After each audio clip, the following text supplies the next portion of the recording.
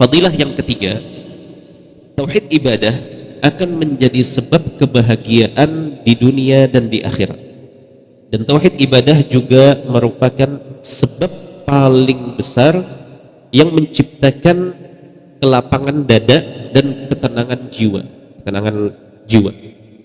Sebagaimana firman Allah tabaraka wa taala, "Afaman syarahallahu sadrahu lil islami fahuwa ala nurin min rabbih." Bukankah orang yang Allah telah lapangkan dadanya untuk menerima Islam, maka sesungguhnya dia berada di atas cahaya atau petunjuk dari Tuhannya. Ibnu Qayyim rahimahullahu taala menyatakan, fal huda wat tauhid min a'zami asbabi syarhis sadr. Hidayah dari Allah dan tauhid seorang hamba itu merupakan faktor terbesar munculnya ketenangan jiwa atau kelapangan dada seseorang. Wasyirku wad-dhalal, kesyirikan dan kesesatan merupakan min a'zami asbabi dhiqis sadri. Kesyirikan dan kesesatan itu merupakan faktor terbesar yang menumbuhkan atau memunculkan kesempitan dada. Makanya orang yang bermaksiat, orang yang bergantung kepada selain Allah, itu jiwanya bergejolak dan hatinya tidak tenang. Itu tidak lain karena hukuman dari Allah tabaraka ta'ala akibat menggantungkan hatinya kepada selain Allah tabaraka ta'ala. Karena syirik itu artinya tidak lain adalah bergantung kepada selain Allah, sehingga mempersembahkan ucapannya, mempersembahkan perbuatannya, mensedekahkan hartanya untuk selain Allah tabaraka ta'ala, maka menjadi hukuman baginya. Allah tabaraka ta'ala menyempitkan dadanya sebagaimana balasan bagi orang yang mentauhidkan Allah. Allah lapangkan dadanya. Baik, yang keempat, fadilah yang keempat, tauhid ibadah ketika diselami dan dipelajari dengan benar akan menjadi sebab yang menguatkan seseorang untuk antusias dan semangat dalam melakukan ketaatan kepada Allah Subhanahu wa taala. Dan ketika tauhid ibadah sudah kuat pada diri seseorang, maka orang tersebut akan lebih mudah untuk beramal untuk Allah Subhanahu wa taala di kesendiriannya ataupun di keramaiannya. Ketika orang-orang tidak melihatnya, tidak menyaksikannya dia beribadah, atau ketika di tengah keramaian orang, dia akan tetap sama dapat menyelaraskan antara dalam dan luar dirinya, antara batin dan zahirnya dia akan selaraskan. Artinya tetap dia tidak terpengaruh dengan banyak atau tidak banyak orang yang menyaksikan dia berbuat baik. Ini merupakan faktor yang mendorong seseorang untuk lebih ikhlas. Makanya sebagian salaf rahimahumullahu taala menyatakan sebuah statement, inni la awaddu an ataqarraba ila Allahi bi ta'atin la ya'lamuha illahu. Aku sangat suka, antusias untuk mendekatkan diri kepada Allah dengan suatu ketaatan yang kalau bisa ketaatan ini tidak diketahui oleh orang lain atau tidak diketahui kecuali oleh Allah tabaraka wa ta'ala. Makanya ini yang dinamakan dengan ibadatus sir atau ibadah yang rahasia. Makanya sebagian salaf ada yang punya amal ibadah, amal kebaikan yang istrinya sendiri tidak tahu semasa suaminya hidup, ternyata suaminya punya ibadah amalan rahasia ini.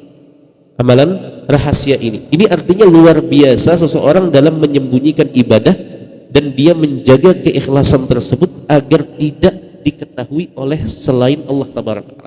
Dia meyakini bahwa apa yang dilakukannya di tengah kesendirian tanpa dilihat oleh mata-mata manusia, Tuhannya pasti menyaksikan dan pasti melihatnya.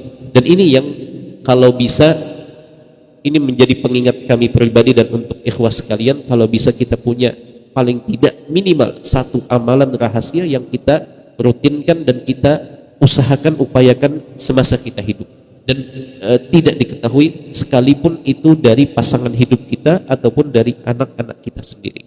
Amalan rahasia bisa saja dengan sholat malam, bisa saja dengan puasa sunnah, bisa saja dengan zikir rutin, bisa saja dengan istighfar, bisa saja dengan sedekah dan seterusnya. Yang jelas sebisa mungkin seseorang memiliki satu amalan rahasia. Kalau lebih dari itu, maka alhamdulillah, maka itu adalah nikmat di atas nikmat. Tetapi sebisa mungkin kita memerangi godaan nafsu kita untuk menampilkan sisi baik dari kita, sebagaimana kita berusaha untuk menutupi rapat-rapat sisi buruk dari diri kita. Maka kenapa kalau sisi baik tidak kita usahakan untuk tutup rapat-rapat juga sebagiannya? Memang ada sebagian sisi baik tidak bisa ditutup rapat-rapat, ada sebagian amal soleh itu tidak dapat ditutup rapat-rapat. Contohnya apa kira-kira? Sholat berjamaah tidak bisa ditutup rapat-rapat. Antum mau amalan rahasia dengan sholat berjamaah tapi tidak pernah terlihat di masjid, itu gimana? Tidak bisa.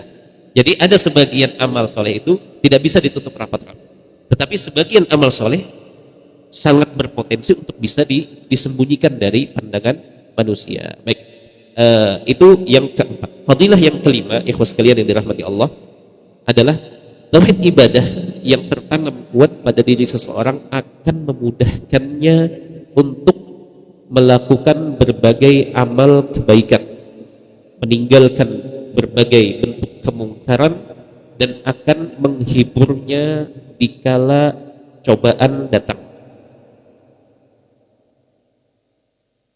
Baik, yang ketujuh adalah di antara fadilah keutamaan orang-orang yang memiliki tauhid yang baik adalah Allah tabaraka ta'ala memberikan penerimaan terhadap doa mereka bagi orang yang meninggal dunia.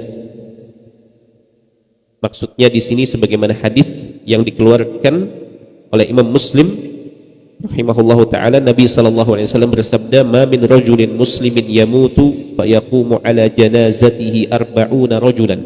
Tidaklah ada seorang muslim yang meninggal dunia lalu disolatkan, jenazahnya disolatkan oleh sebanyak 40 orang, la yusyrikuna billahi syai'an.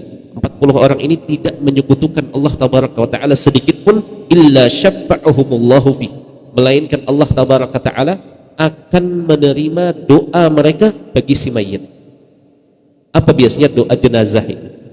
Doa kita ketika sholat jenazah itu biasanya adalah doa yang berisi permintaan ampunan bagi si mayit dan permintaan rahmat kepada si mayit, melainkan Allah akan kabulkan.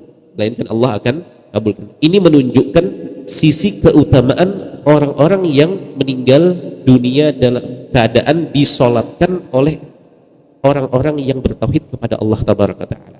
Makanya ahlul ilmi mengingatkan bahwasanya hendaklah setiap muslim berusaha secara maksimal semasa dia hidup untuk mengajarkan anggota keluarganya perkara tauhid ini, dan juga orang-orang di sekitarnya perkara tauhid ini, karena kemungkinan besar atau biasanya kita akan meninggal di tengah-tengah mereka, dan yang akan menyolatkan kita itu siapa? Ya orang-orang di sekitar kita. Gak mungkin kita meninggal di sini yang menyolatkan nanti orang-orang di Banjarmasin misalkan. Kan biasanya yang kebiasaan standarnya kita tinggal di mana, kemungkinan besar kita akan meninggal di situ. Yang akan menyolatkan kita adalah keluarga kita, anggota keluarga kita, anak laki-laki kita, kemudian keluarga besar kita, dan orang-orang di sekitar kita. Maka seorang muslim hendaknya, apalagi seorang da'i, dia berusaha dengan berbagai metode yang benar, berusaha untuk menanamkan perkara tauhid ibadah ini, karena ini juga sebagai bekal bagi diri kita ketika kita meninggal nanti. Yang akan mengurus jenazah kita, yang akan mensolatkan kita, yang akan mengkafankan dan akan menguburkan itu adalah orang-orang di sekitar kita. Baik, ikhwas sekalian yang dirahmati Allah, kita lanjut masuk ke dalam pembahasan inti, yaitu al-usul salasah. Baik, silahkan bagi asatidah yang berkenan untuk membaca. Bismillahirrahmanirrahim. Qala al-muallif rahimahullahu ta'ala, al-aslu al-awwal ma'rifatur rabbi. Fa idza qila laka man rabbuka faqul rabbi Allahu alladhi rabbani wa rabb jami'al 'alamin bi ni'amihi wa huwa ma'budi laysa li ma'budun siwahu. Ad-dalil qawluhu ta'ala alhamdulillahi rabbil 'alamin wa kullu ma siwa Allah 'alam wa ana wahidun min dhalikal 'alam. Jazakallahu khairan. Fa idza qila laka mal usulus thalathatu allati yajibu 'alal insani ma'rifatuha. Apabila engkau ditanya, apa 3 pilar yang wajib diketahui dan dipelajari oleh manusia, faqul, maka jawablah. Ini jawabannya: seorang hamba mengenal Rabbnya, mengenal agamanya, dan mengenal nabinya Muhammad sallallahu alaihi wasallam. Baik, kita baca penjelasan dari Syekh Haytham. Beliau mengatakan, bada al-musannifu rahimahullahu ta'ala bi dzikril usulis thalathah al-mutamassilah fi as'ilatil qabri thalathah wa athara intibah al-qari'i aw as-sami'i bi su'alin wa ajaba alaih. Bahwasanya penulis, yaitu Syekh Muhammad rahimahullahu ta'ala, mulai menyebutkan 3 pilar utama yang sebenarnya ini berkaitan erat dengan 3 pertanyaan kubur atau di alam kubur nanti. Dan penulis membawakan dengan gaya pembawaan yang berbeda, yaitu dengan cara pertanyaan. Beliau berikan pertanyaan lalu berikan jawabannya setelahnya. Dan ini merupakan kepiawaian Syekh Muhammad bin Abdul Wahhab dalam menarik perhatian pembacanya. Dan ini diantara tujuan atau fungsinya juga membuat kita lebih fokus terhadap apa yang akan disampaikan oleh beliau. Jadi dikasih pertanyaan, kemudian dikasih jawabannya, lebih mengena daripada hanya dipaparkan sebuah informasi. Jadi dikasih pertanyaan terlebih dahulu, kemudian kita berpikir, lalu ternyata diberikan jawabannya. Ini merupakan uslub dari penulisan Syekh Muhammad bin Abdul Wahhab. Baik. Yang kedua, penjelasan yang kedua, fa idza qila laka, apabila engkau ditanya, man rabbuk, siapa Tuhanmu? Maka katakan, Tuhanku adalah Allah yang telah mengurusku dan mengurus seluruh alamin dengan nikmat-nikmatnya. Dialah Tuhan yang kusembah secara hak, dan aku tidak memiliki ma'bud, tidak memiliki sesembahan selain dirinya. Dan dalilnya adalah firman Allah, alhamdulillahi rabbil alamin, yang tadi disebutkan, dialah Allah yang telah mengurusku dan mengurus seluruh alam semesta. Maka dalilnya alhamdulillahi rabbil alamin, segala puji hanya milik Allah, Tuhan semesta alam. Di sini Syekh menyebutkan, وضح المصنف رحمه الله تعالى الأصل الأول وبين أن الرب والمستحق للعبادة هو الله. Yang berhak untuk mendapatkan ibadah, menerima persembahan kita, itu adalah Dia yang menciptakan alam semesta ini. Dia yang mengurus alam semesta ini. Artinya, kalau ada Tuhan yang tidak mengurus alam semesta, tidak menciptakan alam semesta, maka dia tidak pantas untuk kita sembah. Itu sederhananya. Konsep ini dinamakan korelasi antara tauhid rububiyah dengan tauhid uluhiyah. Tauhid rububiyah yang dipahami oleh orang-orang akan mengantarkannya kepada tauhid uluhiyah. Kenapa demikian? Karena tauhid rububiyah ini disepakati oleh sebagian besar, kalau bukan semua manusia. Kenapa? Karena orang-orang musyrikin sekalipun, mereka mengakui yang menciptakan alam semesta, yang menciptakan diri mereka, yang mengatur alam semesta ini, mereka mengatakan itu adalah Allah. Yang menghidupkan dan mematikan itu adalah Allah. Dan di beberapa ayat di dalam Al-Quran, sebelumnya pernah kita singgung, wala in sa'altahum man khalaqas samawati wal ard la yaqulunna Allah. Mereka akan mengatakan Allah, itu adalah Allah. Mereka sadar. Makanya ayah dari seorang sahabat, Imran, namanya sahabat ini anak dari ini Imran bin Husain, ayahnya Husain. Husain ini dulunya adalah orang kafir Quraisy. Kemudian Nabi SAW mencoba melakukan pendekatan kepadanya dari sisi logika berpikir. Nabi bertanya, wahai Husain, kam ilahan ta'bud, berapa Tuhan yang kau sembah? Ini di masa dia masih belum memeluk Islam. Ditanya oleh Nabi SAW, wahai Husain, Berapa Tuhan yang kau sembah? Dia dengan bangganya mengatakan sab'ah. Sittatun fil ardi wa wahidun fis sama'. Tuhan yang kusembah itu ada 6, ada 7. 6 di bumi dan 1 di atas langit sana. Kemudian Nabi bertanya lagi, kalau begitu dari 7 Tuhan yang kau sembah ini, mana yang paling engkau agungkan? Mana yang paling engkau harapkan pertolongannya ketika engkau sedang ditimpa kesulitan? Maka dengan alaminya dia menjawab, alladzi fis sama, yang di atas langit tentunya. Maka Nabi bertanya lagi, kalau begitu kenapa engkau tidak tinggalkan yang 6 ini dan fokus saja kepada yang paling engkau agungkan tersebut? Maka Husain ini akhirnya terdiam. Terdiam karena memang tidak bisa terbantahkan.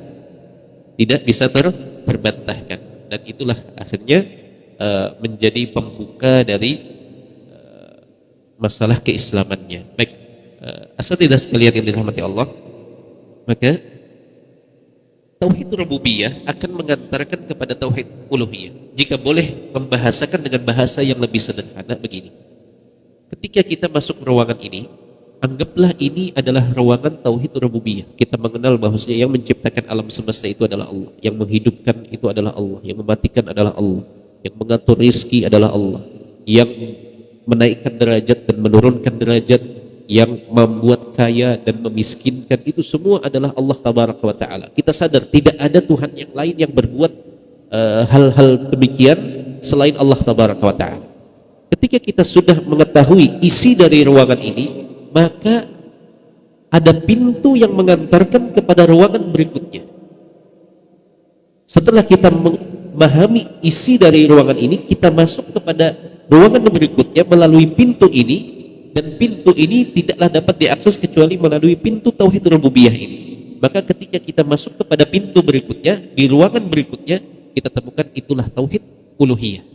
Karena kita sudah mengetahui ternyata itu semua adalah Allah, dan yang demikian tentunya paling berhak untuk kita sembah karena dialah yang memiliki rububiyah alam semesta ini. Nah, itu istilahnya. Jadi ketika seseorang masuk melalui pintu rububiyah, maka ruangan yang berisi rububiyah ini akan mengantarkan seseorang kepada pengesaan Allah dalam perkara ibadah atau pemurnian ibadah untuk Allah tabaraka ta'ala, atau diistilahkan dengan bahasa tauhid uluhiyah. Makanya disebutkan antara bagian-bagian tauhid ini ada hubungan namanya hubungan talazum dan ada hubungan tadammun. Hubungan talazum itu artinya ketika seorang sudah mengetahui rububiyah Allah, maka dia dituntut dan konsekuensinya dia mau tidak mau harus memasuki ruangan berikutnya yang isinya itu adalah uluhiyah Allah tabaraka ta'ala. Dan setiap orang yang menyembah Allah tabaraka ta'ala secara tidak langsung atau secara tidak langsung, dia juga mengakui rububiyah Allah dan asma wa sifat. Itu namanya hubungan talazum dan hubungan tadammun. Baik. Kemudian Syekh di sini menyebutkan bahwasanya alhamdulillahi rabbil alamin, atau apa, kita lanjutkan dulu, wa kullu ma siwallahi alamun wa ana wahidun min dzalikal alam.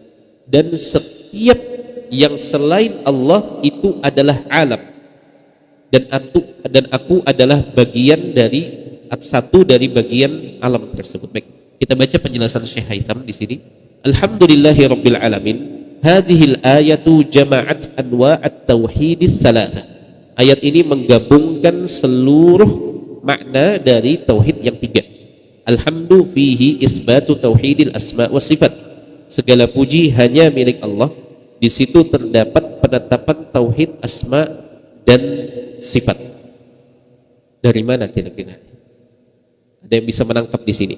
Kenapa Syekh menyebutkan alhamdu di sini? Kan ada alhamdulillahi rabbil alamin. Nah, alhamdu ini adalah berkaitan dengan penetapan tauhid asma dan sifat. Dari sisi mananya? Di situ tidak disebutkan tentang nama Allah, tidak disebutkan tentang sifat Allah. Kan kita tahu tauhid asma dan sifat itu adalah menetapkan nama atau menetapkan sifat. Di situ di mananya alhamdu? Di mana kira-kira? Kok beliau menyinggung atau menyebut bahwasanya alhamdu ini mengindikasikan tauhid asma dan sifat? Dari sisi mananya? Lillah di sini beliau sebutkan isbat tauhid uluhiyah. Di sini. Itu ada alhamdulillah rabbi. Nah, lillah itu mengindikasikan isbat tauhid uluhiyah, rabb mengindikasikan isbat tauhid rububiyah. Yang kalau itu jelas, rabb itu rububiyah. Baik, lillah itu berkaitan dengan uluhiyah, jelas. Tetapi yang agak mungkin rancu sedikit adalah yang berkaitan dengan alhamdu, segala pujian. Kira-kira di mana letak korelasinya atau bagaimana beliau mengambil kesimpulan bahwa ini adalah penetapan tauhid asma dan sifat? Dari mananya? Alif lam ma'rifah itu alif lam istighraq namanya, artinya mencakup seluruh bentuk pujian itu untuk Allah. Baik, alhamdulillah ini dari mana diambilkan bahwasanya ini berkaitan dengan tauhid asma dan sifat?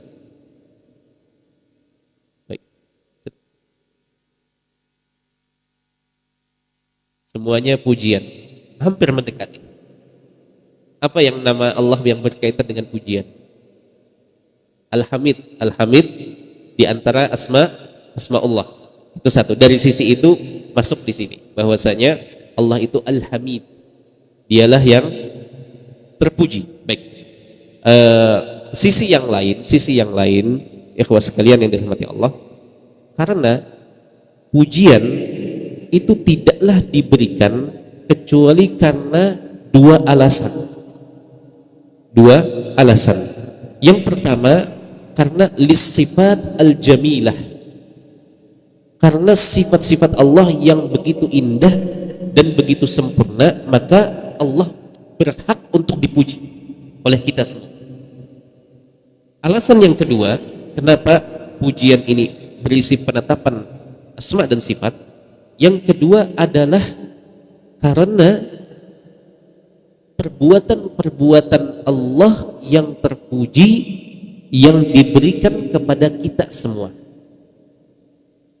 Karena yang pertama adalah as-sifat al-jamilah yang ada pada diri Allah, yang kedua karena af'al al-hamidah dari Allah kepada makhluk-makhluknya. Allah ciptakan, Allah atur rizki kita, Allah mudahkan urusan kita. Itu adalah perbuatan-perbuatan yang sampai kepada kita. Baik, makanya orang Arab biasanya memuji itu karena alasan yang pertama atau karena alasan yang kedua. Baik, misal begini, ada seorang, dia sangat baik kepada antum, setiap hari ngirimkan makanan buat antum. Ketika antum butuh untuk pergi kemana, dia selalu menawarkan, "Ana antarkan Ustaz." Kira-kira apa yang antum lihat, apa yang antum respon terhadap kebaikan orang ini yang sampai kepada antum? Pasti antum akan memujinya. Antum akan katakan kepada kawan-kawan antum, kepada orang lain, fulan ini baik, fulan ini baik. Itu kan adalah pujian dari antum karena apa? Karena kebaikan yang sampai kepada antum, karena perbuatannya baik.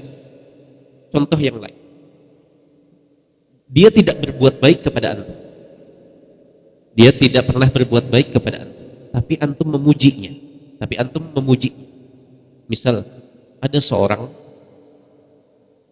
terlihat dia sholat tidak pernah masbuk berjamaah di masjid, pakaiannya selalu bersih, aroma tubuhnya selalu wangi, maka kemudian antum memujinya, ini orang Masya Allah, ini orang Masya Allah. Ucapan antum ini pujian atau tidak? Pujian. Apakah dia pernah berbuat baik ke antum? Kenapa alasan antum memujinya? Karena ada sifat yang dia miliki, itu adalah sifat baik. Makanya ketika sebagian orang, ini kemarin ada pertanyaan healing ya, atau rekreasi kemana, kita melihat naik gunung misalkan untuk melihat keindahan, kita ke pantai menikmati dan seterusnya. hati kita itu condong dan cenderung untuk menyukai yang indah-indah, menyukai yang indah-indah. Dan Allah tabaraka ta'ala memiliki sifatul jamal, memiliki sifat-sifat yang maha indah atau yang paling tinggi keindahannya. Maka alasan kita banyak mengucapkan alhamdulillah, segala puji bagi Allah, itu karena terkumpul pada diri Allah itu dua alasan pujian ini. Yang pertama karena Allah memang zat yang maha indah, nama-namanya maha indah, sifat-sifatnya maha indah. Dan yang kedua adalah faktor karena Allah selama ini banyak memberikan kebaikan kepada kita semua. Dan kebaikan Allah tabaraka ta'ala kepada kita ini sejak kapan kita terima? Sejak kapan kita dapat kebaikan Allah?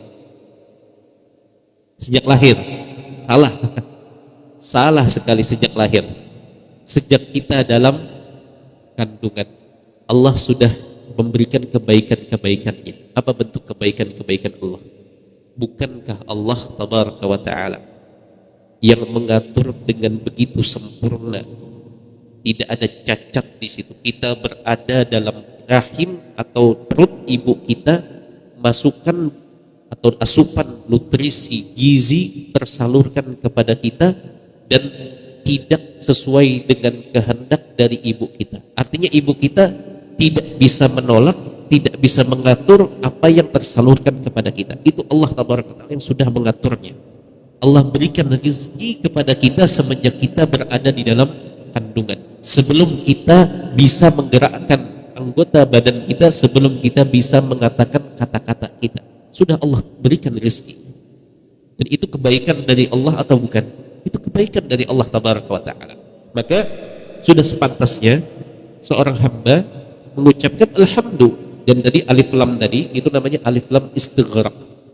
Maksudnya alif lam istighraq ini adalah alif lam yang menghimpun seluruh bentuk pujian, baik itu pujian yang diketahui oleh manusia maupun pujian yang tidak diketahui manusia, semuanya terhimpun bahwasanya yang berhak untuk menyandang segala pujian dari makhluk-makhluk itu hanyalah Allah semata. Beda dengan pujian yang kita layangkan, kita berikan kepada manusia. Itu sifatnya terbatas, limit, ya atau tidak? Kalau ada orang dia berbuat baik, kita puji.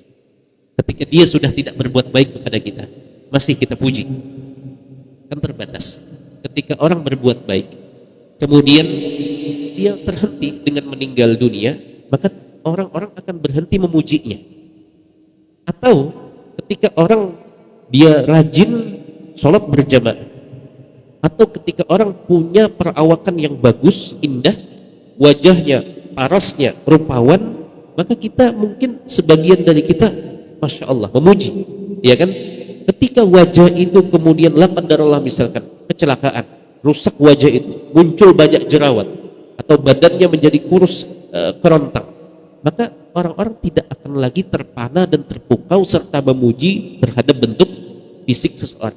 Tetapi pujian yang kita berikan kepada Allah tabaraka wa ta'ala, karena Allah tabaraka wa ta'ala al-hayyu al-qayyum, yang maha sempurna, dan Allah maha hidup, tidak akan pernah hilang selamanya. Artinya Allah tabaraka wa ta'ala memang pantas untuk berhak mendapatkan segala pujian-pujian dari makhluknya. Baik,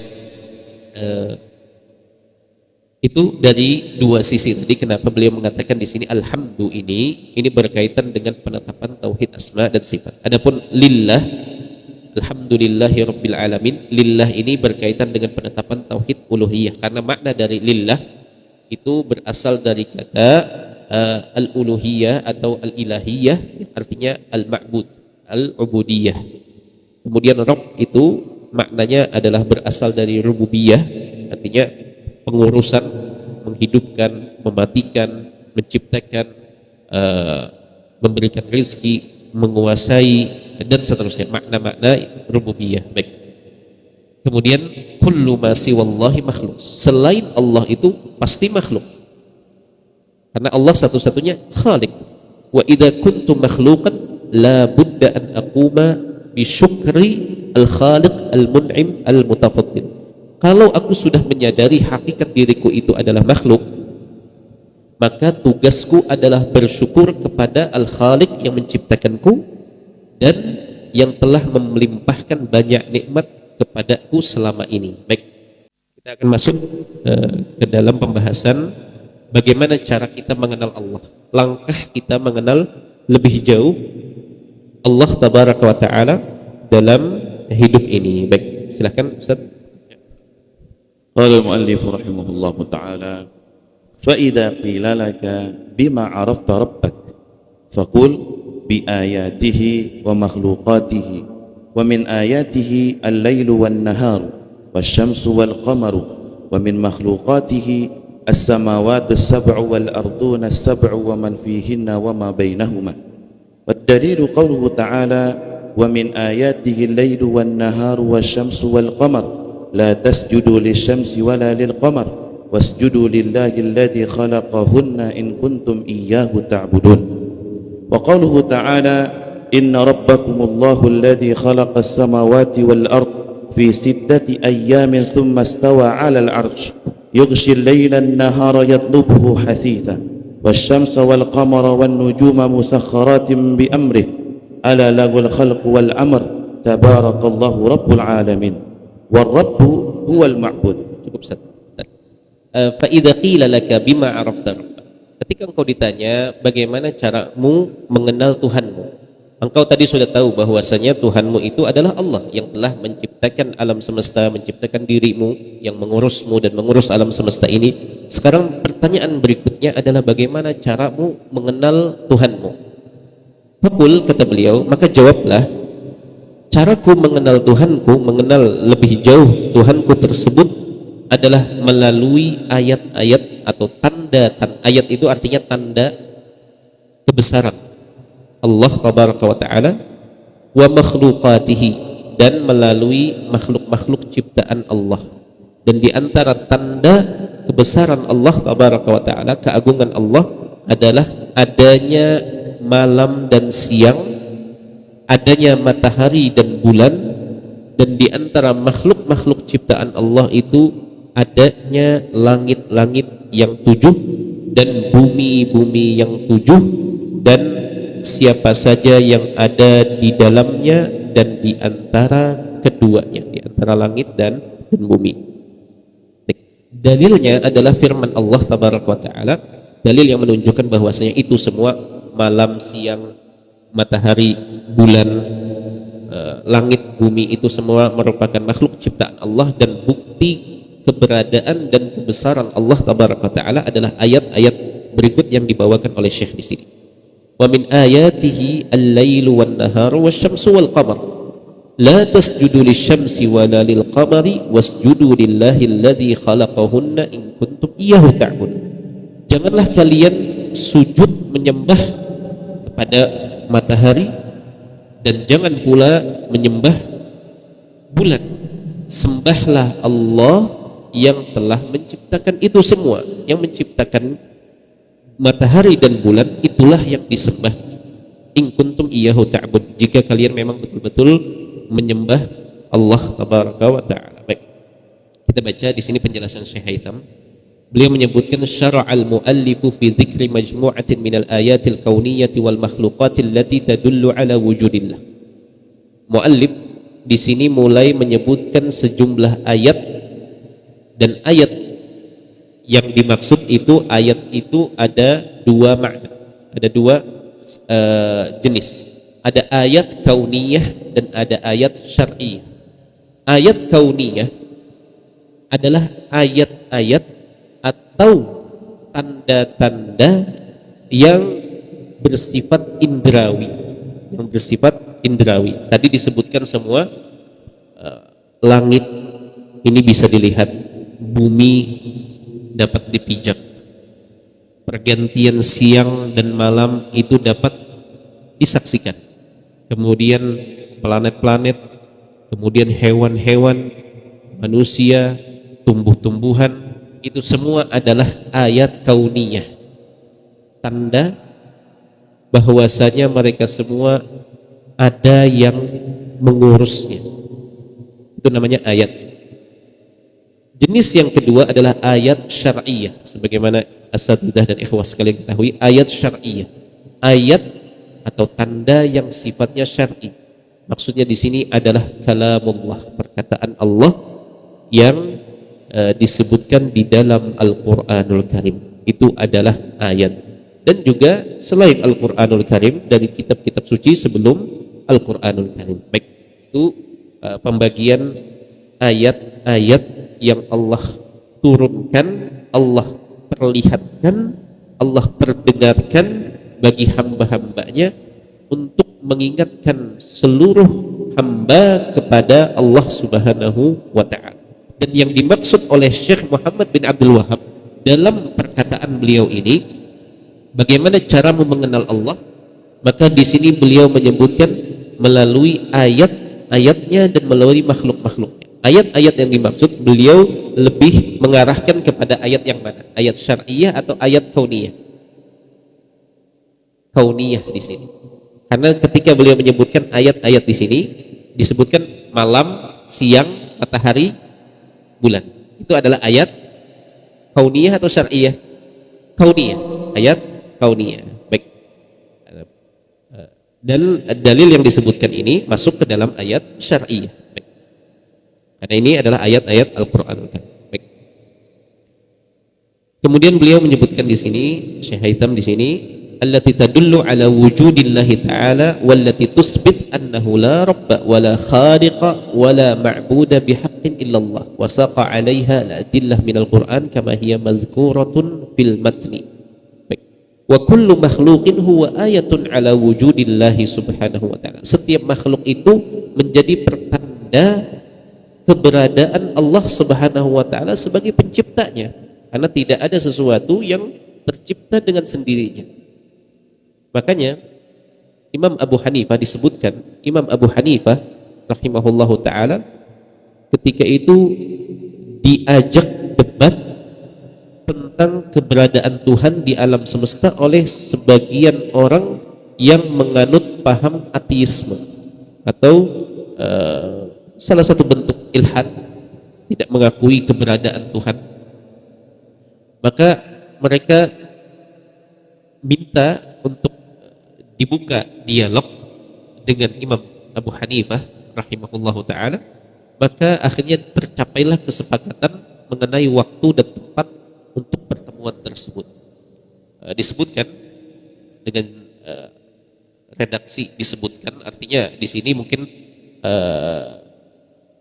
tentunya mungkin ya tidak bisa dipastikan, tetapi para ulama yang membawakan biografi tentang Imam Abu Hanifah dan menyebutkan kejadian ini, mereka menyebutkan qila wa zukir wa ruya dan begitu.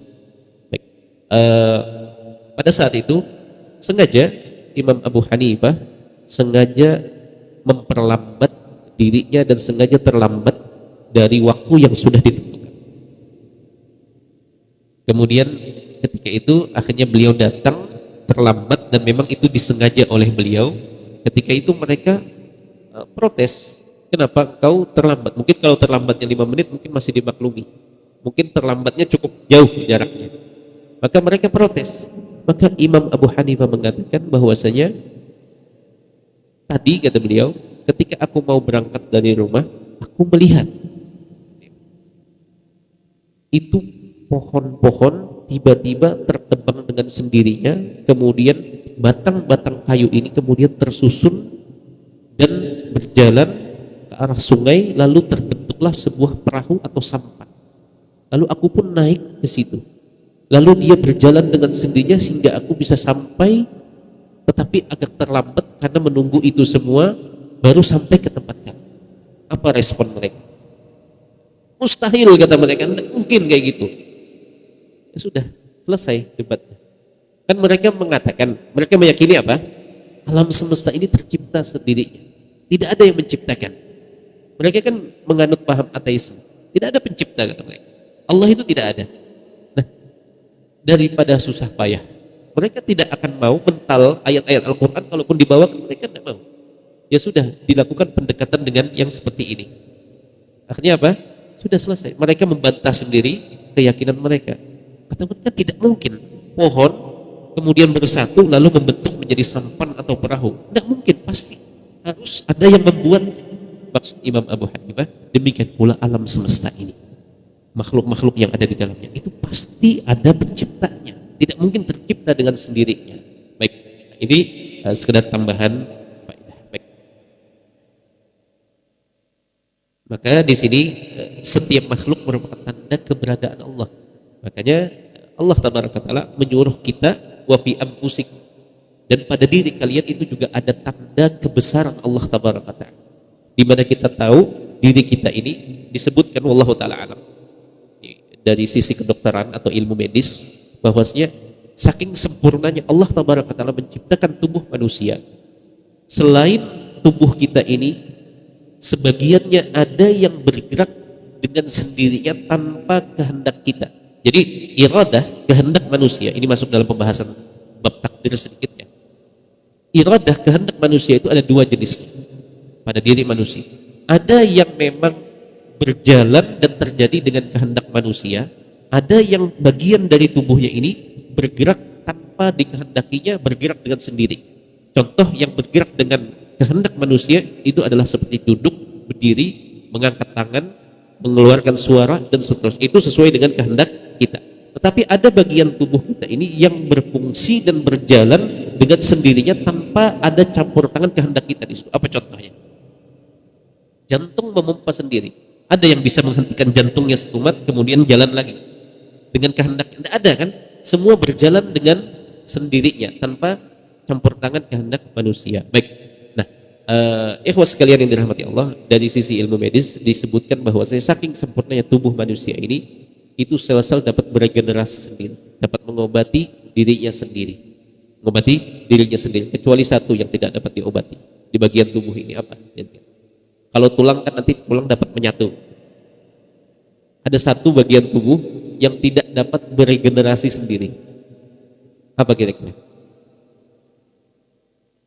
Hati masih ada sel darah putih yang ini. Apa kira-kira yang tidak bisa? Rambut masih beregenerasi. Kita gundul muncul lagi. Apa kira-kira? Gigi katanya.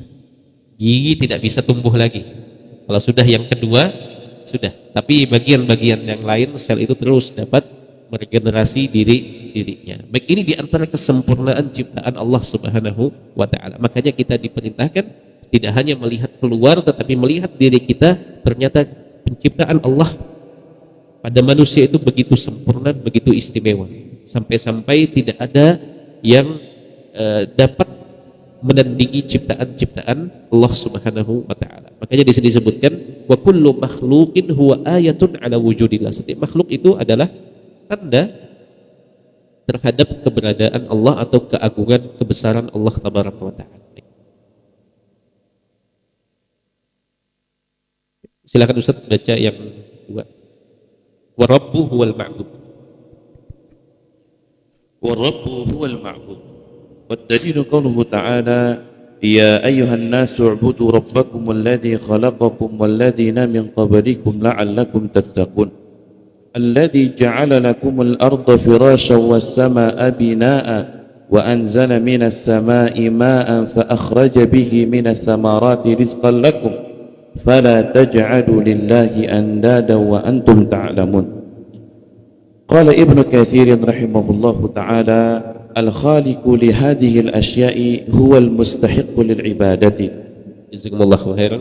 Baik, wa rabbu huwal ma'bud.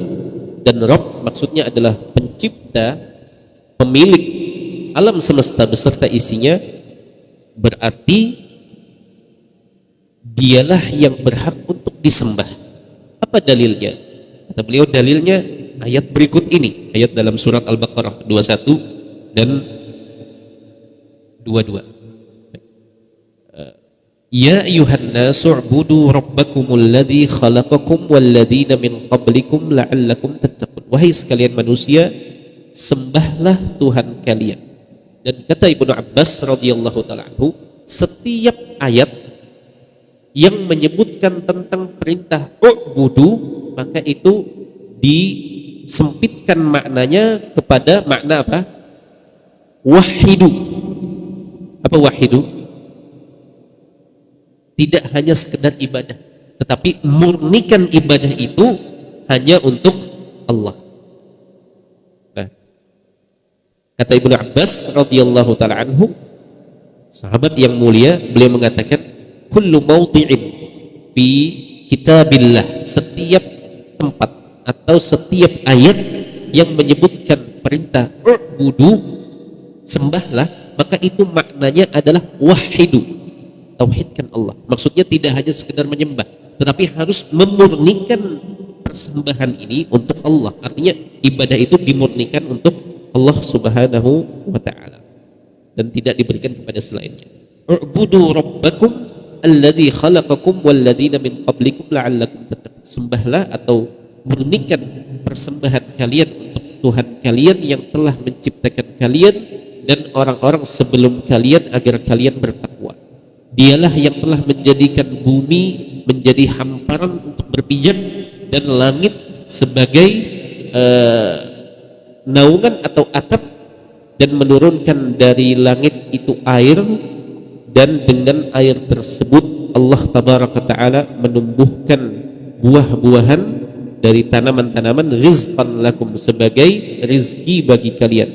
Oleh karenanya, fala taj'alu lillahi andada wa antum ta'lamun, maka janganlah kalian menjadikan bagi Allah sekutu-sekutu atau tandingan-tandingan sementara kalian menyadarinya. Baik, Ibnu Katsir rahimahullahu taala al-Hafidz mengomentari dan memberikan tafsir tentang ayat ini. Beliau mengatakan, al-khaliqu li hadhil asya'i huwal mustahiqqu lil ibadah. Pencipta itu semua dialah yang paling berhak untuk diibadahi, untuk disembah. Ini tadi yang masih kita ingatkan. Tauhid rububiyah akan mengantar, tauhid rububiyah yang benar akan mengantarkan seseorang kepada tauhid uluhiyah. Orang yang paham tentang rububiyah Allah akan menjadi orang yang paling mengagungkan Allah dan paling tahu bagaimana menyembah Allah tabaraka ta'ala, karena dia sadar bahwasanya itu semua tidak pantas diberikan kepada selain Allah subhanahu wa ta'ala. Baik, kita baca penjelasan dari Syekh di sini. Hadhil ayah di surah Al-Baqarah, qala ba'dul ulama inna hadhil ayata fiha awwalu nida'in fil Qur'an. Pada ayat ini terdapat panggilan pertama di dalam Al-Quran, ya ayyuhan nas, wahai sekalian manusia.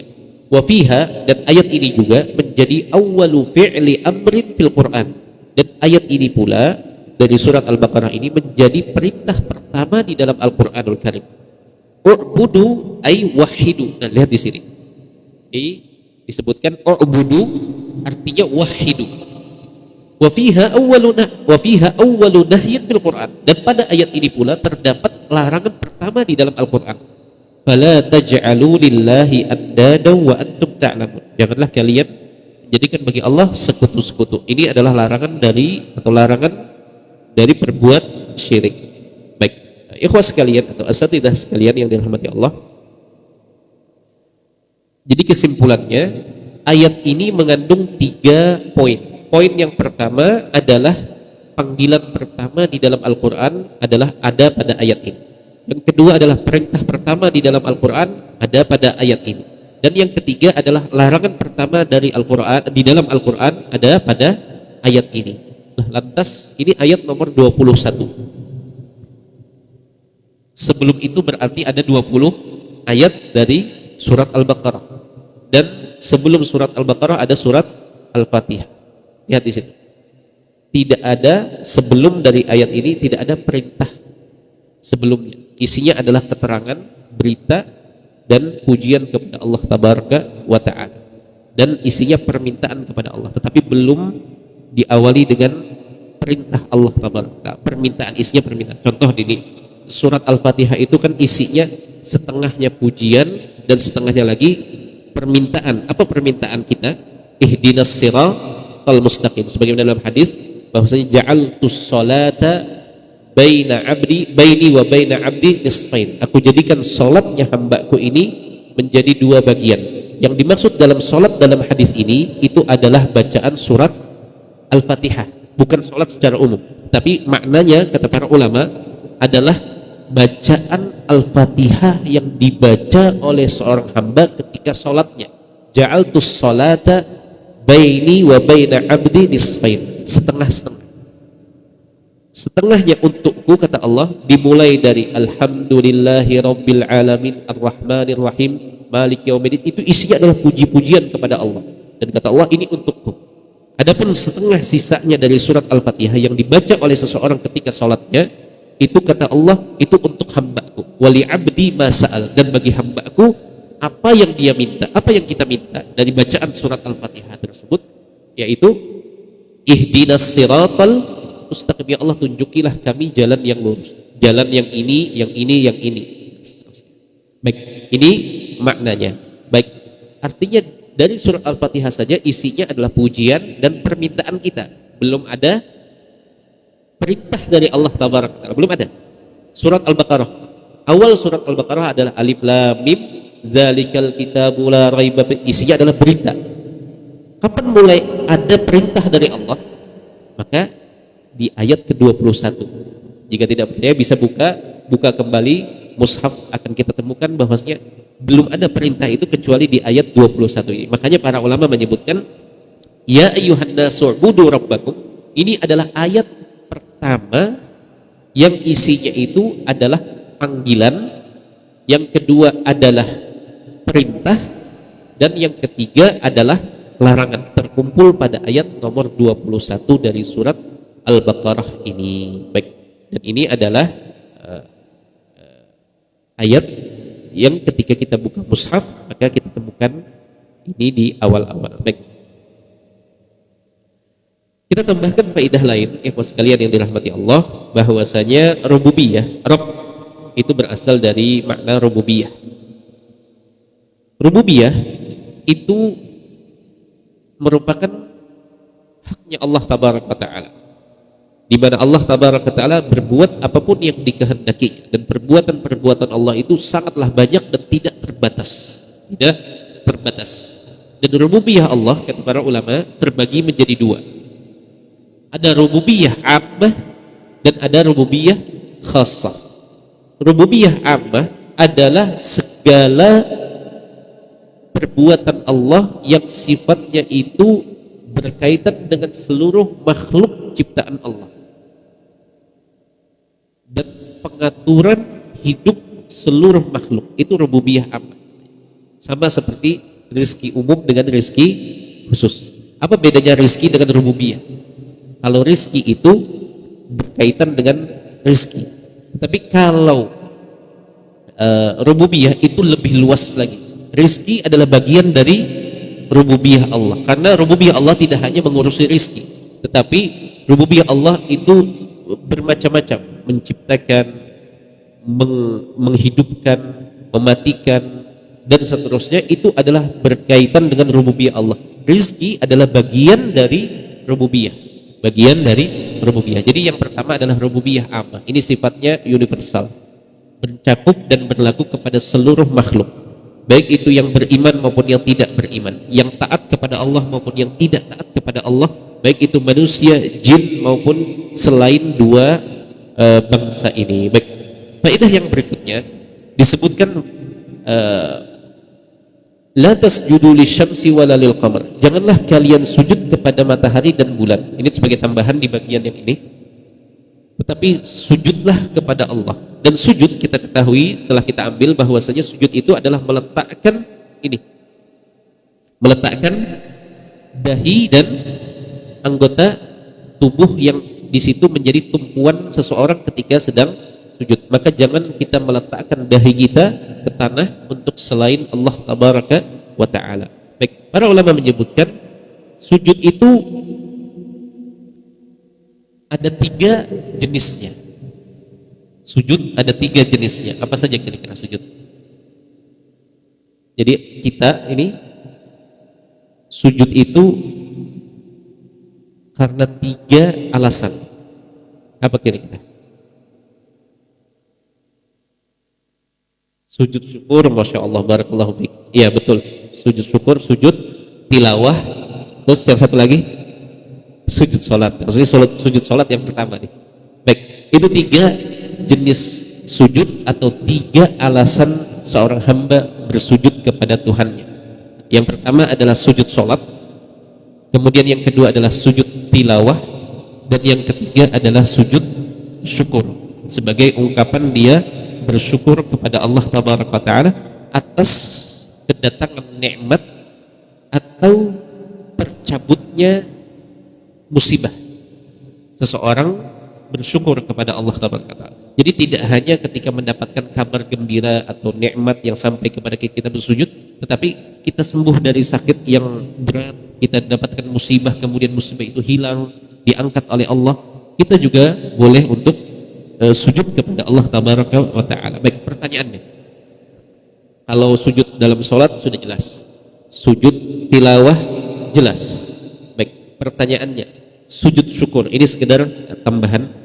Sujud syukur itu apakah disyaratkan harus dalam keadaan bersuci menghadap kiblat?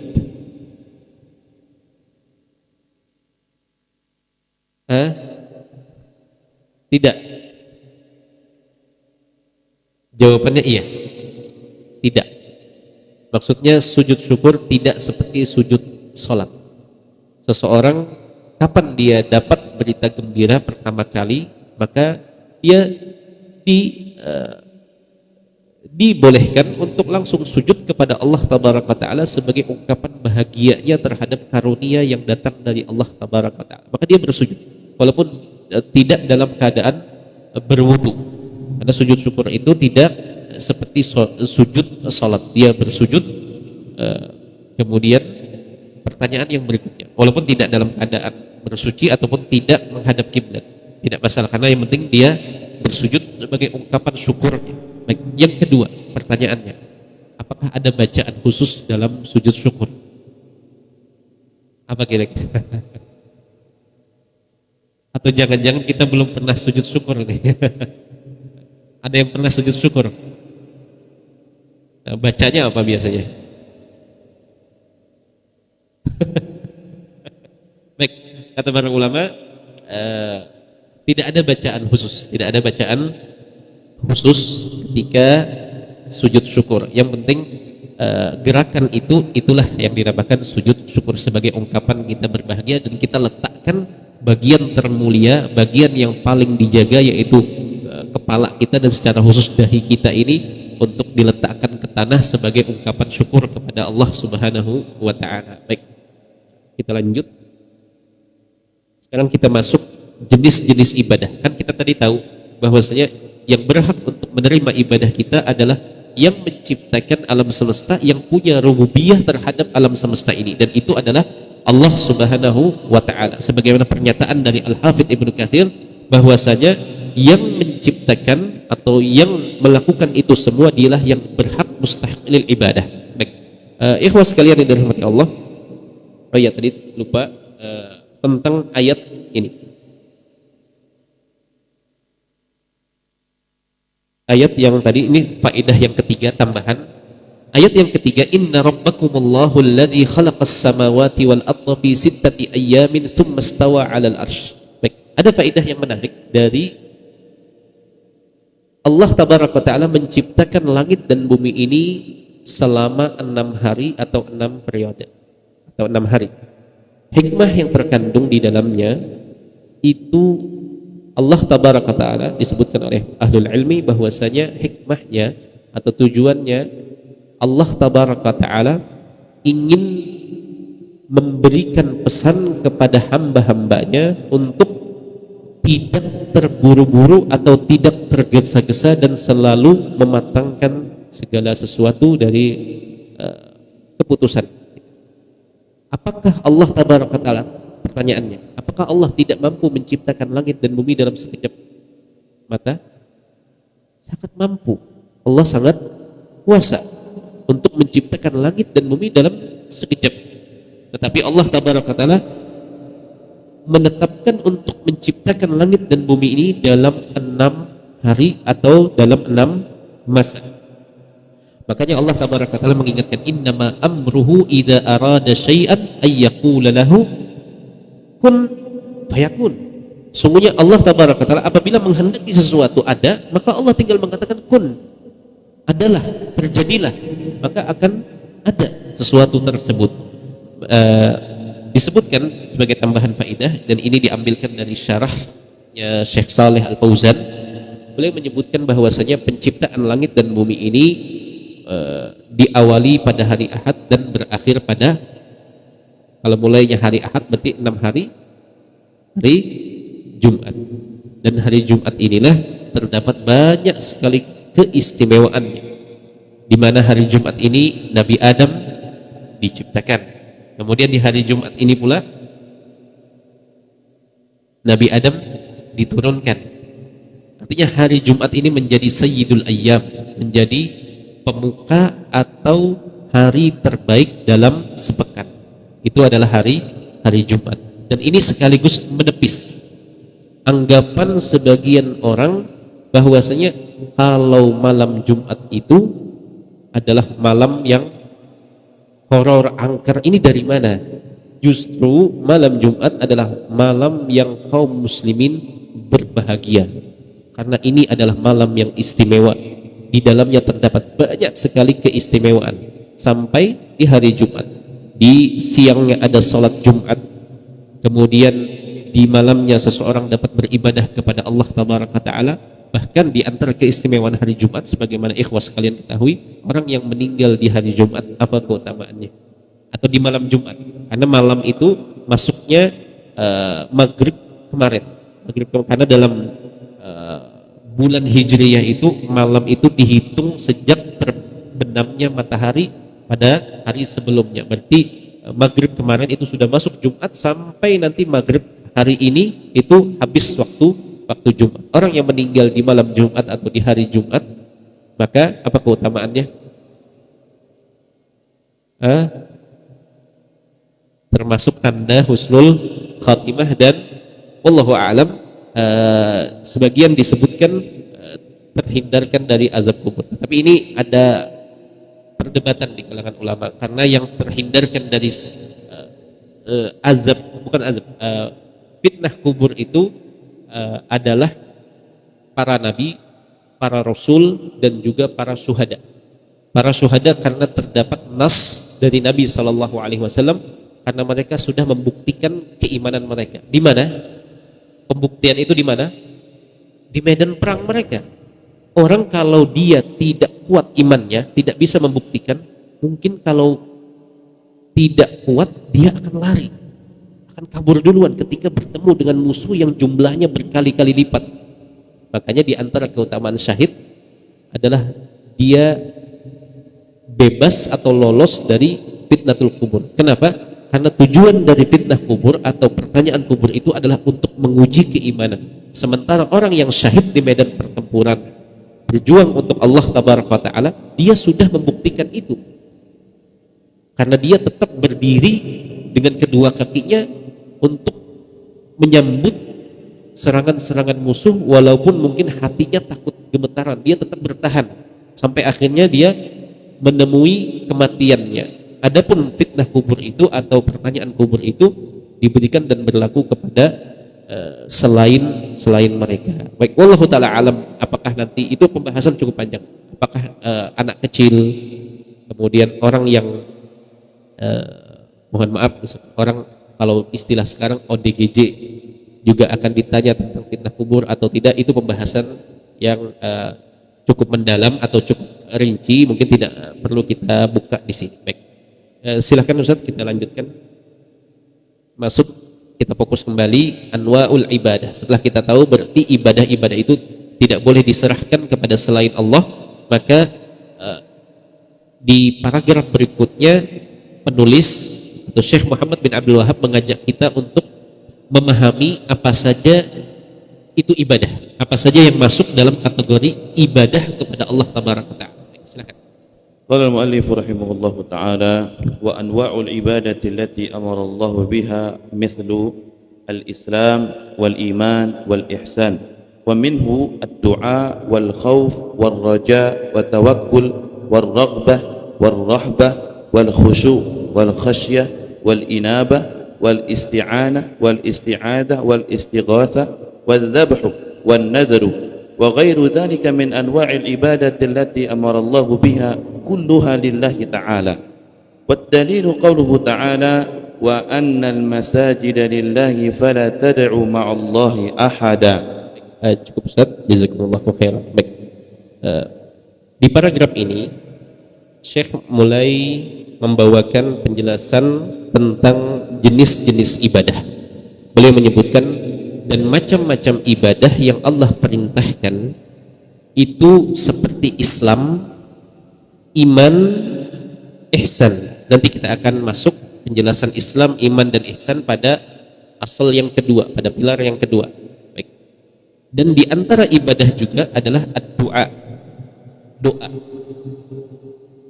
Khauf, rasa takut, roja, berharap, tawakal, bersandar kepada Allah. Ar-raghbah, raghbah itu isinya adalah dekat dengan roja sebenarnya. Raghbah, tapi nanti kita akan bahas lebih rinci. Raghbah itu rasa takut, tetapi ada sedikit perbedaan dengan khauf. Ada khusyuk, kemudian khasyah. Khasyah ini rasa takut yang disertai dengan ilmu atau pengetahuan. Ada inabah, kembali kepada Allah. Ada isti'anah, meminta pertolongan. Wal isti'adah, meminta perlindungan. Istighatsah, meminta pertolongan kepada Allah di saat sulit.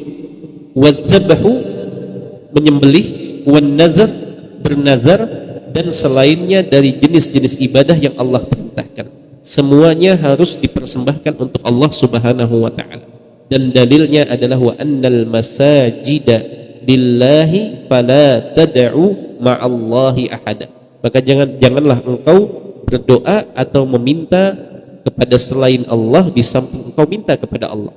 Maka ini mencakup sebagaimana telah disebut, doa itu ada terbagi dua. Ada doa ibadatin wa doa mas'alatin.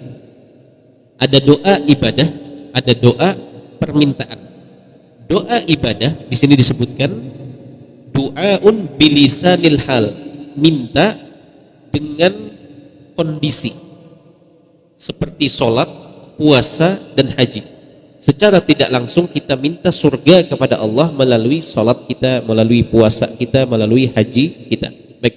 Yang kedua adalah doa masalah, doa yang diutarakan atau disampaikan, yaitu doaun bilisanil maqal, dengan lisan kita. Kita mengatakan, ya Allah ampunilah aku, ya Allah rahmatilah aku. Baik, ini yang menariknya di sini. Bisa dilihat di sini tentang doa ibadah dan doa masalah. Doa ibadah sarfuhu li ghairillahi syirkun akbar. Kalau doa ibadah, salat, puasa, haji dan ibadah-ibadah ini kalau dipalingkan dan dialihkan kepada selain Allah, maka ini masuknya syirik besar. Maka ini masuknya syirik besar.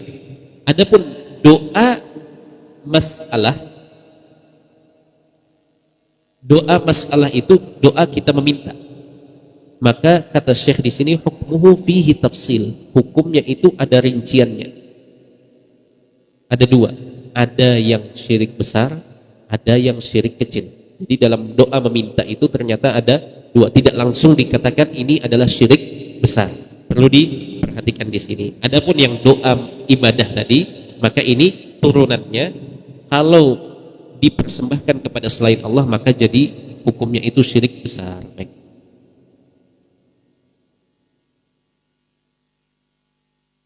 Baik, kita masuk sedikit di sini, tidak disebutkan definisi dari ibadah. Baik, ibadah secara bahasa itu adalah at-tazallul wal khudu', yaitu tazallul dan khudu', menghinakan diri dan merendahkan diri. Itu namanya ibadah secara bahasa. Orang menghamba, orang menjadi abdi, itu menghamba, merendah. Baik, mohon maaf, mungkin antum pernah melihat atau membaca kalau dulu kerajaan, raja-raja dulu itu kalau pelayan atau abdi itu sampai rajanya di depan, itu masuknya itu tidak dengan berjalan, tetapi sambil mungkin apa itu gayanya itu kayak jongkok tapi sambil berjalan, ya atau tidak? Bahkan sampai menunduk-nunduk. Nah itu disebut sebagai abdi. Nah, ibadah secara bahasa itu tazallul dan khudu'. Tazallul itu artinya menghinakan diri, khudu' itu artinya merendahkan diri, tunduk setunduk-tunduk. Itu namanya secara bahasa. Makanya secara bahasa ibadah ini atau orang yang melakukannya menjadi abdun, itu cakupannya bahkan juga berlaku kepada dinar dan dirham. Makanya Nabi SAW pernah menyebut apa? Ta'isa abdud dinar, ta'isa abdud dirham. Sungguh celaka orang penghamba dinar dan penghamba dirham. Ada orang yang menyembah ini uangnya, dia sembah-sembah, tidak ada. Tetapi apa?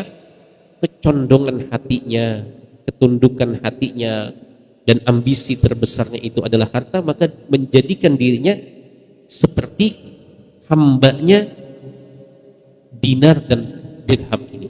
Demikian pula khamisah, khamilah, itu adalah jenis pakaian atau jenis busana di masa itu. Jenis busana di masa itu. Baik. Adapun secara syariat dan istilah penggunaan syariat, ibadah ini adalah ismun jami'un likulli ma yuhibbuhu Allah wa yardah minal aqwali wal a'mali az-zahirah wal batinah. Dia adalah nama yang mencakup segala sesuatu yang dicintai dan diridhai oleh Allah dari perkataan dan perbuatan yang zahirah maupun batinah. Yang zahirah ini artinya segala sesuatu yang nampak. Salat, haji, tawaf, berdoa, itu nampak semua. Itu masuk ibadah. Ataupun yang tidak nampak. Contohnya adalah masuk semua yang berkaitan dengan amalan hati, itu masuknya batinah. Itu makna dari ibadah secara istilah atau secara syariat. Baik. Sedikit tambahan faidah. Kita tahu makan, minum, ngobrol, tidur itu masuknya ibadah atau bukan? Masuk ibadah atau bukan? Hah? Makan, minum, ngobrol, tidur. Hah? Enggak, pertanyaannya sederhana. Ibadah atau bukan? Bukan. Nah, ini adalah hukumnya sesuatu yang tidak terkait dengan hukum apapun. Tetapi kata Syekh Utsaimin rahimahullahu taala, al-muwaffaq, orang yang diberikan taufik oleh Allah tabaraka taala, dia dapat menjadikan suatu kebiasaan atau suatu kebutuhan yang tidak ada hukum di situ menjadi ibadah. Itu tadi yang maksudnya sebagian ustadz di sini tafsil tadi katanya, rincian. Tetapi kita bicara secara umum dulu, ini apa hukumnya? Hukumnya adalah mubah, perkara yang dibolehkan dan tidak ada hukumnya di situ. Itu adalah kebiasaan atau kebutuhan. Seorang tidur membutuhkan tidur. Tetapi kapan tidur ini menjadi tidur yang ibadah?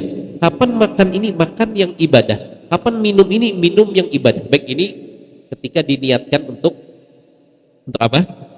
Untuk menunjang ibadah-ibadah yang tadi seperti sholat, amalan hati dan seterusnya. Baik. Kalau itu tidur jelas kapan menjadi ibadah, makan bisa menjadi ibadah, minum bisa menjadi ibadah ketika diniatkan untuk penunjang dan penguat aktivitas ibadah kita. Baik. Kapan dikatakan ngobrol menjadi ibadah? Ngobrol enggak, kalau sekarang ini masuknya majelis ilmu. Ngopi enggak? Hah? Apa? Ngobrol perkara iman masuk. Selain itu ada yang ingin poinnya ingin kami sampaikan. Ngobrol bukan perkara iman. Ngobrol bukan perkara iman, tapi dapat dialihkan menjadi ibadah. Ngobrol biasa misal. Nah, Masya Allah, ngobrol dengan istri, memasukkan dengan tujuannya untuk memasukkan kebahagiaan kepada lawan bicara. Enggak apa-apa kita ngobrol. Tadi gimana mobilnya, atau bagaimana sudah beli apa, ya, nanti dia cerita. Nah, kita niatkan waktu yang kita berikan dan obrolan kata-kata yang kita keluarkan ini, selama itu tidak berkaitan dengan kata-kata yang haram, kata-kata yang kotor atau yang berdosa, dapat diniatkan di situ dan mendatangkan pahala. Mendatangkan pahala. Baik.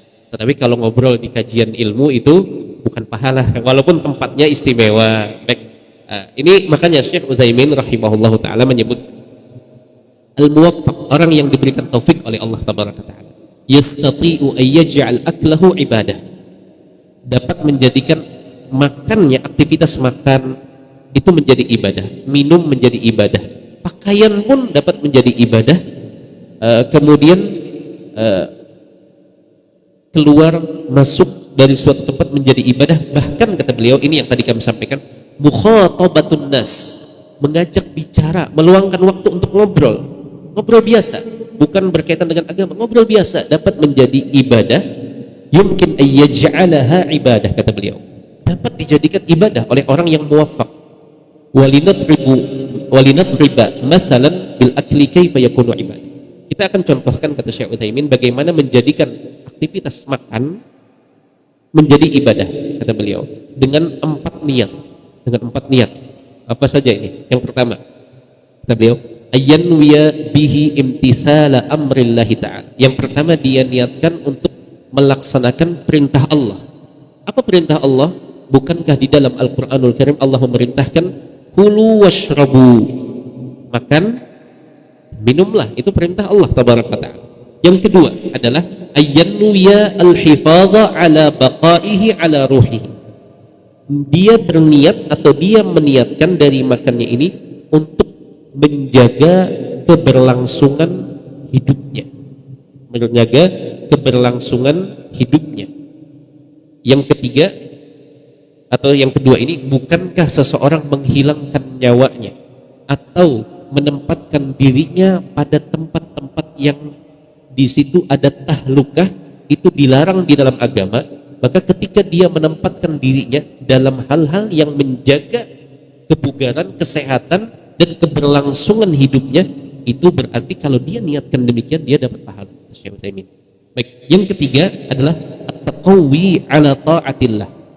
Ini yang tadi kita singgung, kita makan dengan meniatkan makannya kita ini untuk menguatkan kita menunjang aktivitas ketaatan kita kepada Allah. Tadi misalkan ada yang makan sarapan 2 piring karena temannya, ini bukan ngambil jatah orang, tapi karena temannya tidak mau makan, misalkan makan 2 piring, diniatkan nanti biar kadang ngantuk ketika majelis ilmu sampai jam 10 nanti. Nah, kalau niatkan demikian untuk sekuat, alhamdulillah, semoga dapat pahala. Baik. Kemudian yang keempat adalah ayyanwiya bil akli at-tabassum bi ni'matil karim. Kata beliau, ini yang menarik, ini yang kami dapati faedah dari Syekh Utsaimin.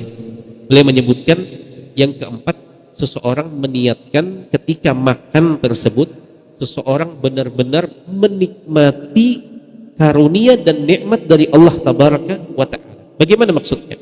Beliau mencontohkan di sini, bukankah ada orang atau sebagian orang itu, dia tipenya ini, kalau dia menghidangkan kepada tamu, dia itu senang kalau tamunya ini menghabiskan apa yang disuguhkan. Atau istri antum ketika memasakkan itu, kira-kira lebih senang mana? Antum sisakan atau antum habiskan? Nah, ini sisakan. Baik, rata-rata kan kalau orang yang mulia, orang yang dermawan itu justru senang. Bahkan kami pernah menemukan kenalan, dia kalau ngasih uang kepada istrinya, dia nggak mau uang itu sisa, habiskan. Tapi kan ada banyak, ada sampai jutaan. Mungkin 100.000 pokoknya habis. Setega sudah kaget. Oke, maksudnya dia senang kalau ada sisa, dia nggak mau. Maksudnya ada tipe orang yang seperti itu. Itu menunjukkan dia kedermawanan yang dia miliki. Nah, kata Syekh Utsaimin di sini, orang yang karim itu senang, orang yang dikasih atau orang yang disuguhkan hidangan olehnya, karena kedermawanan yang ada pada dirinya, dia senang apabila tamunya atau orang yang ada di hadapannya ini benar-benar menikmati dan menghabiskan apa yang dikasihkan atau disuguhkan, maka bukankah Allah tabaraka wa taala al-karim wa akramul akramin?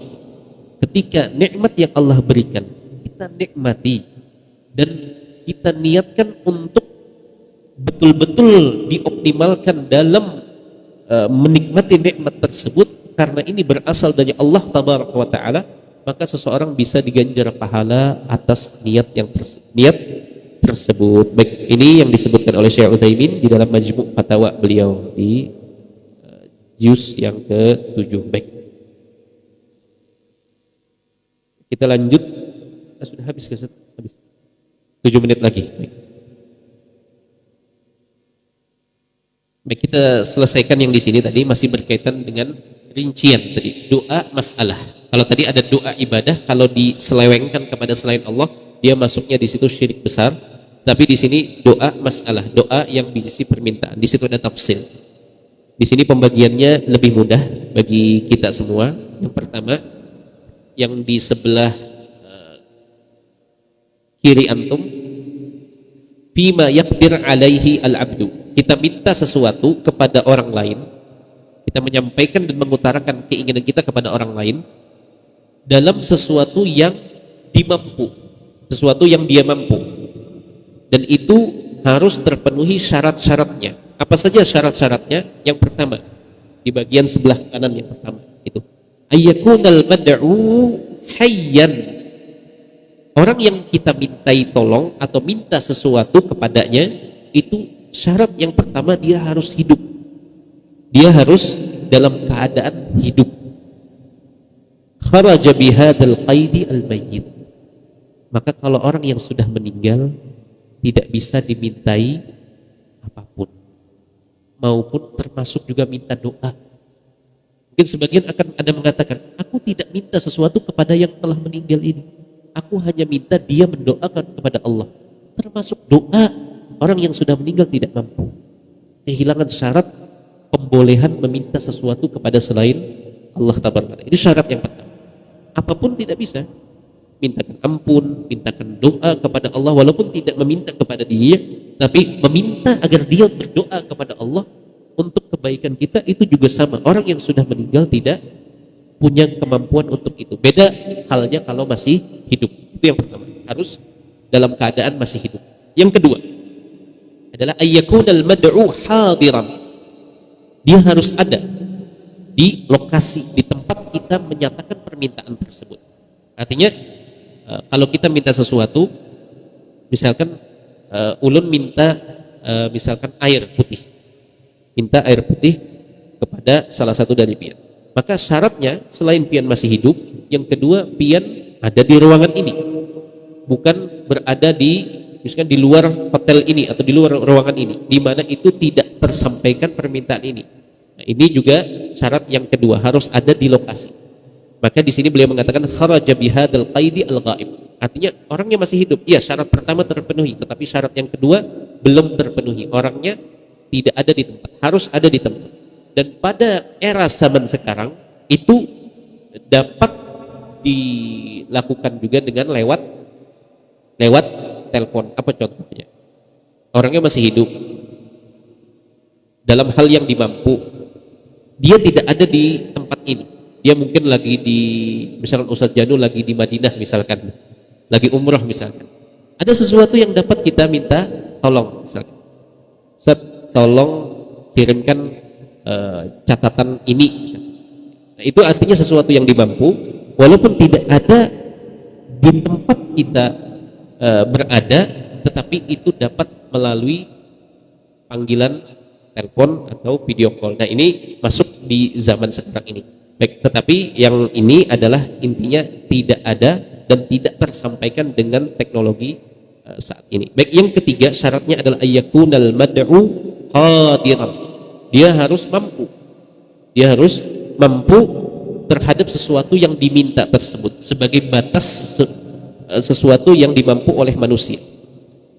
Kharaja bihadzal qaid al-ajiz, orang yang tidak mampu. Maka meminta bantuan kepada orang yang mohon maaf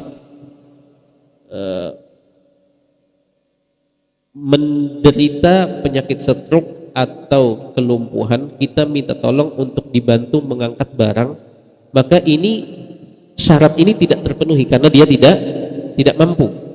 Atau minta uang kepada bantuan kepada orang yang sama-sama tidak berpunya, ini juga tidak dimampu olehnya. Baik, ini yang ketiga. Yang keempat, ayya'taqida annal mad'uwa mujarrad sababin la mu'assirun bidzatihi. Dia meyakini bahwasanya orang yang dimintai permintaan itu dia hanyalah sebab, tidak mendatangkan pengaruh secara mandiri tanpa campur tangan Allah Subhanahu wa taala. Baik, ini syaratnya. Ketika ketiga hal ini atau keempat hal ini tidak terpenuhi, maka ini bisa saja masuknya nanti menjadi syirik besar ataupun syirik kecil. Adapun yang paling berat atau paling fatal adalah yang sisi yang sebelah kanan. Fima la yaqdiru alaihi illallah. Sesuatu yang tidak dimampu kecuali hanya Allah yang mampu. Apa contohnya? Kita minta sesuatu, yang sesuatu ini tidak ada yang sanggup melakukan kecuali ini memang kemampuan yang ada pada Allah saja. Apa contohnya? Menghidupkan, betul. Apalagi minta anak, terus minta hujan. Itu adalah tidak ada yang mampu kecuali hanya Allah Tabaraka Ta'ala semata. Termasuk juga minta ampunan. Minta ampunan, maghfirah tadi. Tidak ada yang dapat memberikan ampunan kecuali hanya pemilik ampunan tersebut, yaitu Allah Subhanahu wa taala. Maka menyelewengkannya adalah hukumnya syirik besar. Di sini ada rincian sedikit. Amma in i'taqada anna li hadzal mad'u tasarrufan khafiyan fil kauni wa bi yadihi jalbul manafi' wa daf'ul madar fa hadza syirkun. Malhuzah nahnu nadrusul hukma 'ala al-fi'li. Perhatian, kata beliau, kita sedang membicarakan masalah hukum dari perbuatan, bukan membicarakan tentang hukum dari pelakunya. Adapun hukum terhadap person, individu, orang tertentu, maka itu membutuhkan iqamatul hujjah, penegakan hujjah terlebih dahulu, disampaikan dan dipahamkan terlebih dahulu, disebutkan ini tidak boleh, barangkali dia tidak tahu, dan intifa syubhat, ada syubhat yang dapat dihilangkan sehingga telah sampai, telah tegak hujjah tersebut atas dirinya, baru kemudian itu nanti masuknya ranah ke ulama-ulama senior atau kibar dalam pembahasan penjatuhan vonis keluar dari Islam atau tidak. Adapun sembarang orang tidak berhak untuk menghukuminya, dan ulama mereka lah yang menghukumi perbuatan tersebut apakah mukmin atau kafir. Silakan kami kembalikan kepada pembawa acara. Wallahu taala a'lam bishawab.